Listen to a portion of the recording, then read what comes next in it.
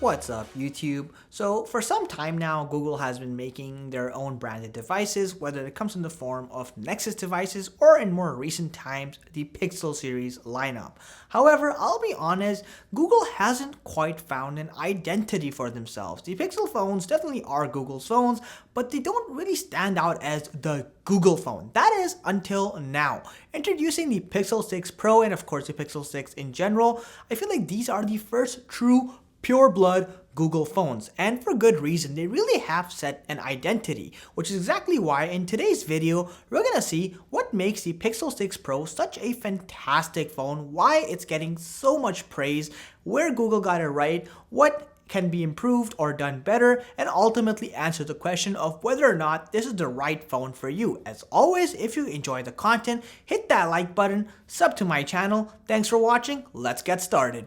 In terms of design, make no mistake, the Pixel 6 Pro is by all standards and means a very large phone. This is what I describe as a typical two-handed phone. If you are someone who prefers smaller phone sizes, you're not going to be very happy, but with that said, that gorgeous 6.7-inch diagonal screen looks crisp. The curved edges just give it such a nice and premium feel. I'll talk more about the display in a minute, but just know this is a absolutely breathtaking display.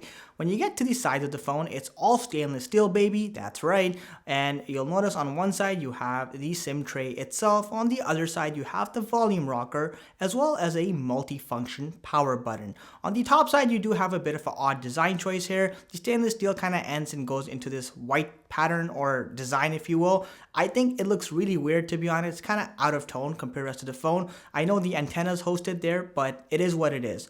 On the bottom side is where you have the speaker grills, as well as the good old-fashioned USB-C charging port. The back side of this phone is where you really get that unique Google identity for the new Pixel 6 Pro. So you have a gorgeous glass surface finish that's smooth to the touch, that fantastic G logo in the dead center. I'm loving the minimalist design. Where things get kind of bold, for Google that is when you get that massive camera bump that goes from one end to the other. And unlike a lot of traditional phones nowadays where you kind of have a camera bump in one area of the phone, Google said, nah, bun that, we're gonna go all the way, baby.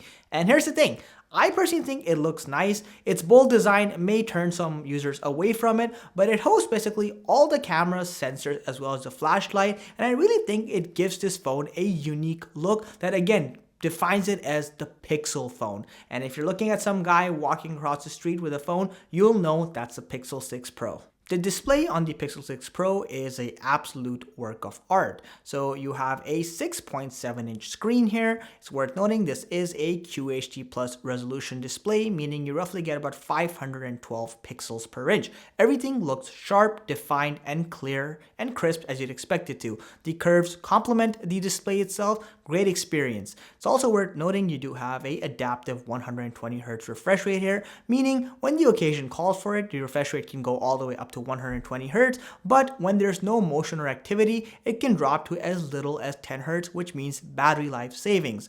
One thing worth noting with this display is that under peak brightness with SDR content, you only hit about 670 nits, and with HDR, peak brightness levels can go as high as 1050 nits. This is great for most settings, but it's not as competitive as the likes of Samsung or iPhone's 13 Pro display, which can hit well above 1300 nits with peak HDR content. The cameras on the Pixel phone have always been one of its most defining traits, and that's every much as true on the Pixel 6 Pro. So you essentially have three dedicated cameras. You have a ultra wide lens at 0.7 times zoom, you have the standard wide lens, and then you have the telephoto lens with a optical zoom of ×4. And you can go all the way up to 20 times zoom with the digital AI functionality on Google. And let me tell you, the 20 times zoom is fantastic. It puts the likes of the iPhone to shame, which can only go up to 15 times, and the amount of clarity this camera produces with the digital zoom is unreal.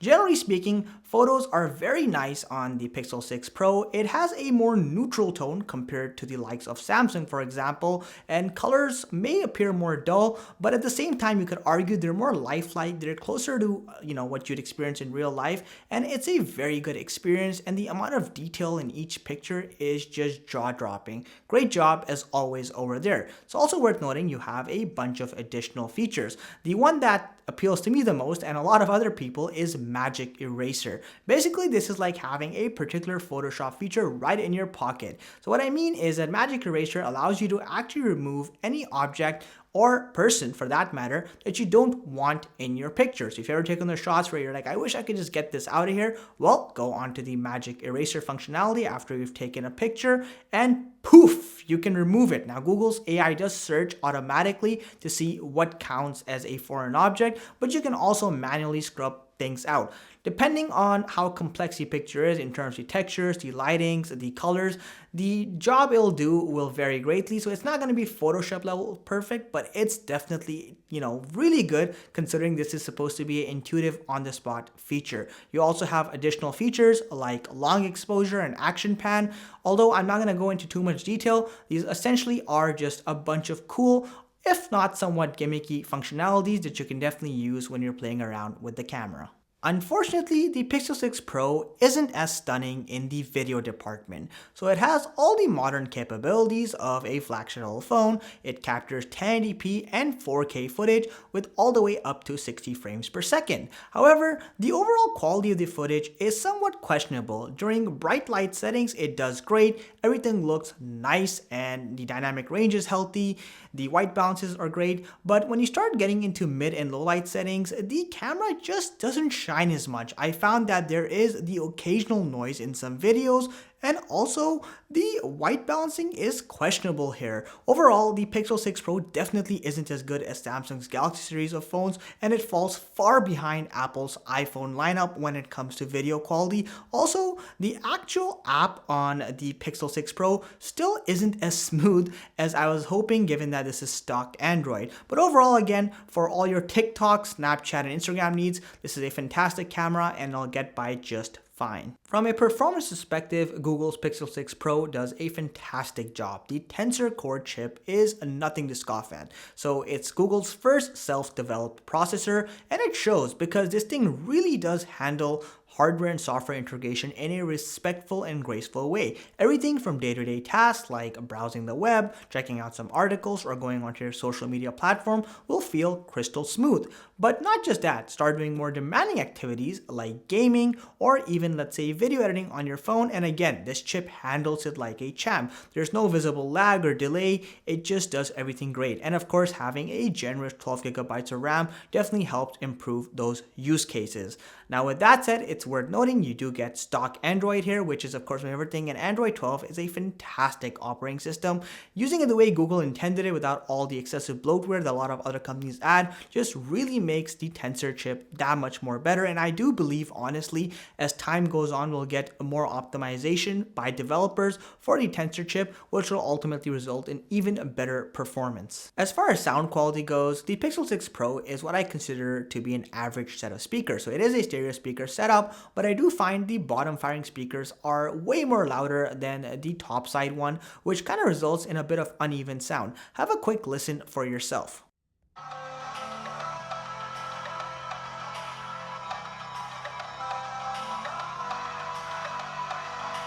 So enigmatic and charismatic, gotta live static, gotta get at it, never pragmatic, cause we live tragic. I can't live average, to be alive's magic. Turn it up in the back cause I'm grabbing everything I want, get in my way and I'm stabbing.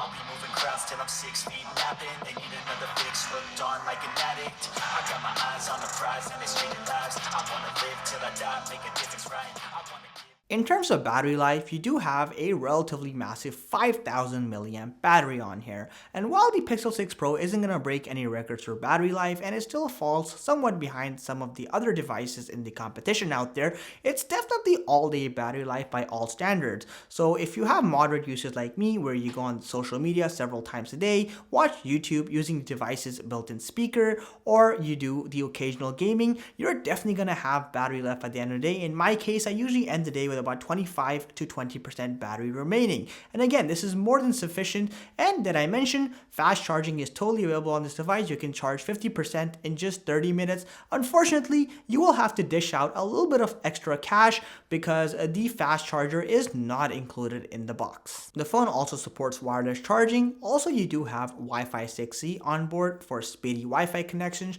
Additionally, the phone is waterproof and dust resistant with a IP68 rating. And yes, you do have a fingerprint scanner that's directly built under the display itself. Although it is slightly slow compared to the competition, it can take up to 2 seconds for it to recognize your finger, which I was a little surprised at personally. The Pixel 6 Pro retails at $900 US for the 128 GB capacity and can go all the way up to $1,100 for the top 512 GB capacity model. Unfortunately, not all the colors have all the capacity. For example, if you want the top capacity, you have to go with their black color, which is a bit of a shame, honestly. With that said though, overall guys, the Pixel 6 Pro is one of Google's best iterations of the Pixel phone yet. It has a gorgeous and massive screen. The curvatures look natural and the display is so vivid. Also, the build quality is very much so premium, and I really like the design direction they're going with. It just gives the phone a distinct Pixel look. Also, it's worth noting the phone's advanced functionality with its camera as well as cool features like Magic Eraser definitely make it very appealing to casual photographers and people looking to have a little fun with their camera in general. Unfortunately, the video department is somewhat lacking in this area, and I do wish that they put a little bit more emphasis. But generally speaking, the Pixel 6 Pro is a great all-rounder phone. It has fantastic performance. While the Tensor Core isn't the most powerful chip out there, it's definitely amongst one of the more powerful chips out there, and will provide a great day-to-day experience, and battery life is also, like I said, pretty decent overall. So if you're looking for the perfect stock Android phone, well, your option and your only option is the Pixel 6 Pro, and trust me when I say it's a fantastic option, and it already has an advantage when it comes to pricing as it's cheaper than both Samsung's Galaxy series and iPhone's 13 series of phones. And hey, if you don't want to go for the Pro series, go for the standard Pixel 6, which in my opinion provides the most value, but I'll cover that in another review on another day. Thank you so much for watching. Catch you in the next one.